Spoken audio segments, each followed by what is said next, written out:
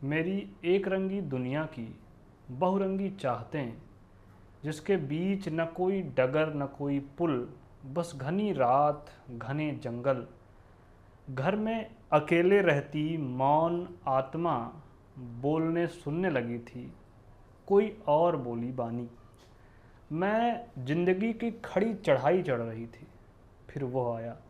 लगा जैसे तूफान चला आया हो, जैसे उखड़ जाएंगे अभी सभी पेड़, बढ़ जाएगा शोर हाहाकार नदियों का जलस्तर। मैंने विस्तारित कर ली अपनी आँखें, मैंने बिल्ली की माफिक एक लंबी छलांग लगानी चाहिए उसके सीने पर। तर्क सीखने के बाद बेतर्क होकर प्रेम करना चाहा, लज्जा के बाद भी उसके सम्मुख बेपर्द होना चाहा। सोचा कि परिचय के लिए कितना कम है यह जीवन, लेकिन उसकी जल्दीबाजी से पता चला कि वह बस अपनी तृष्णा मिटाने के लिए आया है। मैंने उसे इस तरह देखा कि वह समझ गया कि हड़बड़ी में दिया बुझाना मुझे पसंद नहीं है। मैंने उसे अपनी कविता के रिक्त पंक्तियों में बिठाया। वो थोड़ा झेंपा। मैंने उसे थोड़ी सी रियायत दे दी। उसने फिर से वही हड़बड़ी दिखाई, जोर की फूंक मारी और दिया बुझा दिया, और इस बार बिल्कुल भी नहीं झेंपा। मेरे सभी भवन हो गए धराशाही।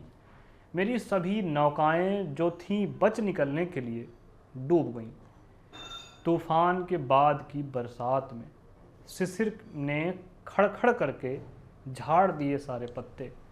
बिना किसी फल के खंडित हुए मेरी तपस्या, मेरी देह जलने लगी आरती सजी थाल की तरह। लेकिन वो अपने लिए आया था और लौट गया। जाने के बाद लगा कि उसने मेरी रात में सेंधमारी की। ढही हुई चीज़ों के बीच में इतना खो गई कि भूल गई अपने गांव के सभी मौसम, सभी फल कि कौन सी ऋतु में बोई जाती है कौन सी फसल।